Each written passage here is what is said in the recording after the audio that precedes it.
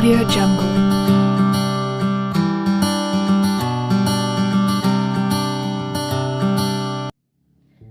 Assalamualaikum warahmatullahi wabarakatuh. Perkenalkan, nama saya Dwi Monika Rizky Putri.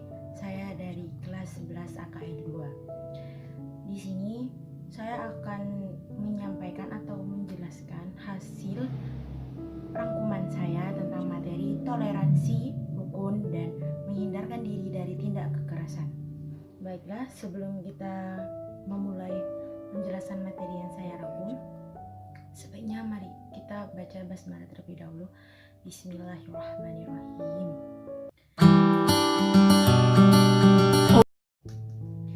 Nah, untuk yang materi yang pertama yaitu tentang toleransi.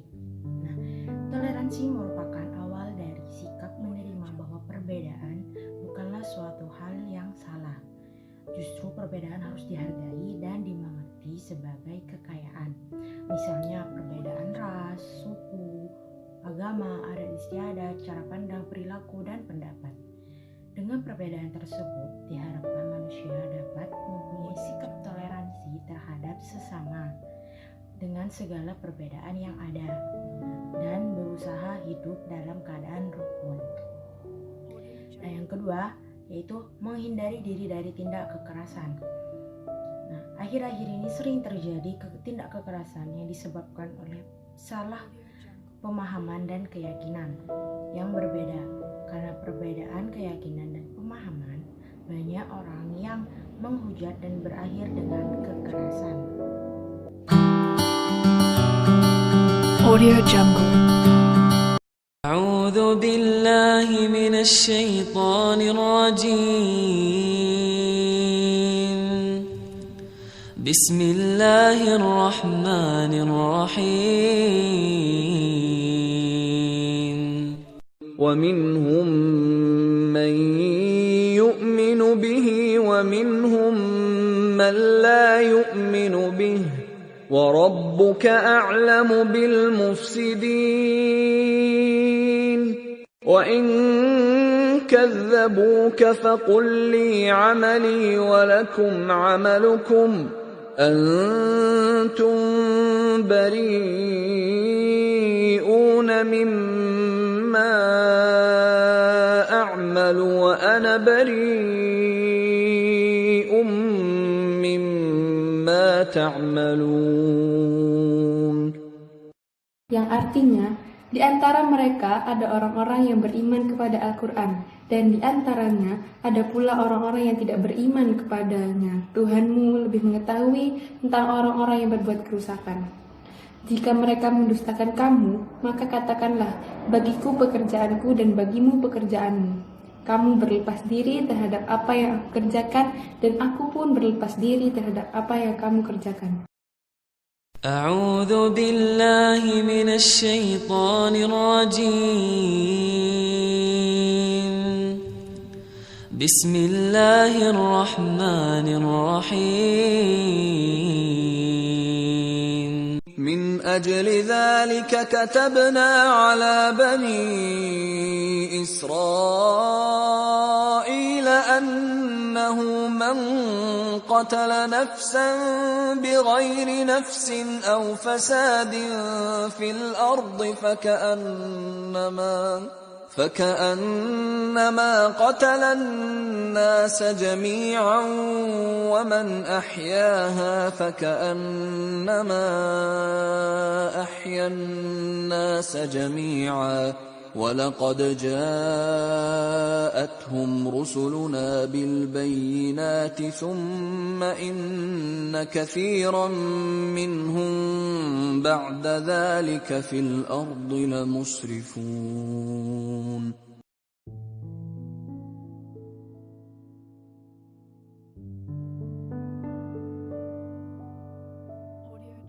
Selanjutnya, saya akan membacakan asbabun nuzul terkait ayat surah Yunus ayat 40-41 dan surah Al-Maidah ayat 32. Asbabun nuzul adalah ilmu Al-Quran yang membahas mengenai latar belakang atau sebab-sebab suatu atau beberapa ayat Al-Quran diturunkan.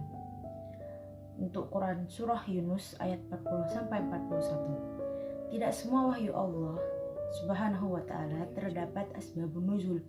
Salah satunya yaitu surah Yunus ayat 40-41. Dalam tafsir tidak dijelaskan penyebab atau asbabun nuzul ayat tersebut. Untuk Quran Surah Al-Maidah ayat 32, diceritakan bahwa seorang sahabat yang telah dibunuh dan sahabat lainnya hendak membalas dan membunuh orang tersebut. Maka turunlah ayat ini yang menjelaskan bahwa dalam Islam boleh membunuh jika itu qisas. Akan tetapi jika bukan qisas, sama halnya membunuh semua manusia. Nah, selanjutnya makna Quran Surah Yunus ayat 40-41, Quran Surah Al-Maidah ayat 32 dan hadis terkait. Makna Quran Surah Yunus ayat 40-41. Pada ayat 40 Allah Subhanahu wa ta'ala menjelaskan bahwa setelah Nabi Muhammad SAW berdakwah, ada orang yang beriman kepada Al-Quran dan mengikutinya serta memperoleh manfaat dari risalahnya yang disampaikan. Tapi ada juga yang tidak beriman dan mereka mati dalam kekafiran. Sedangkan pada ayat 41 Allah Subhanahu wa ta'ala memberikan penegasan kepada Rasulnya bahwa jika mereka mendustakanmu, katakanlah bahwa bagiku pekerjaanku dan bagi kalian pekerjaan kalian. Kalian terlepas dari apa yang aku kerjakan dan aku terlepas dari apa yang kalian kerjakan.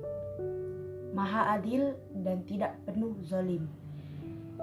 Bahkan dia memberi kepada setiap manusia sesuai dengan apa yang diterimanya. Makna Quran Surah Al-Maidah ayat 32. Dalam ayat ini menunjukkan bahwa Islam mengajarkan untuk menjaga kehidupan dan menjauhi tindak kekerasan. Allah telah mengutus para rasul dengan membawa keterangan yang nyata, termasuk mengajarkan untuk menjaga kehidupan dan memperingatkan agar menjauhi tindak kekerasan atau kejahatan. Banyak di antara Bani Israel yang melampaui batas, meskipun mereka telah mengetahui apa yang dilarang oleh Allah Subhanahu wa ta'ala. Ayat ini juga berisi hinaan dan kecaman atas Bani Israel yang suka melampaui batas dan sering membunuh tanpa sebab yang dibenarkan. Ingat, membunuh adalah dosa besar. Selanjutnya, makna hadis terkait. Dari terjemahan hadis tersebut, yakni hadis At-Tirmizi, dapat disimpulkan atau ditemukan makna bahwa sebaik-baiknya sahabat di sisi Allah Subhanahu wa ta'ala adalah mereka yang baik terhadap sesama saudaranya, dan sebaik-baiknya tetangga di sisi Allah Subhanahu wa ta'ala adalah mereka yang baik terhadap tetangganya. Dari penjelasan tersebut diperoleh bahwa kita harus selalu senantiasa menolong sesama, tidak perlu membeda-bedakan apapun, dan kita harus toleransi terhadap sesama. Selanjutnya yaitu tentang pesan-pesan yang terkandung dalam surah dan hadis tersebut. Untuk Quran Surah Yunus ayat 40-41.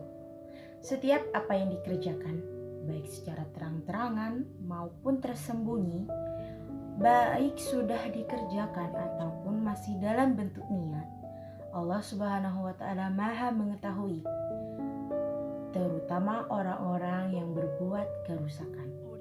Dan segala sesuatu hal yang kita kerjakan, baik orang beriman maupun tidak, akan mempertanggungjawabkan atas apa yang diperbuat, di mana orang tidak beriman tidak boleh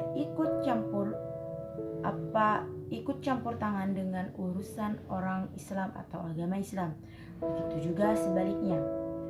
Untuk Quran Surah Al-Maidah ayat 32, pesan yang terkandung yaitu haram dan dosa besar hukumnya seseorang atau kaum yang membunuh orang lain tanpa alasan yang syar'i dan dibenarkan oleh agama. Ingat, membunuh adalah dosa besar. Diperbolehkan apabila orang itu sudah membunuh orang lain maupun telah melakukan kerusakan di muka bumi.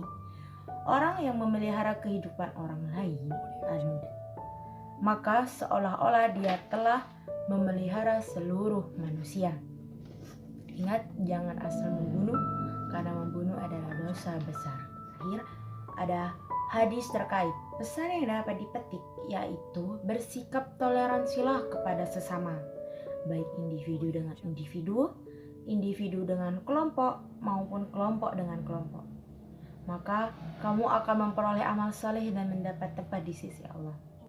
Kita tidak perlu membeda-bedakan suku, agama, ras, pendapat, golongan, apapun itu. Kita sesama manusia mestilah bersikap toleransi, karena toleransi itu kunci dari hidup rukun. Baiklah, selanjutnya manfaat kerukunan dan toleransi berdasarkan Quran Surah Yunus ayat 40 dan 41. Banyak sekali manfaat yang dapat kita ambil dari ayat tersebut.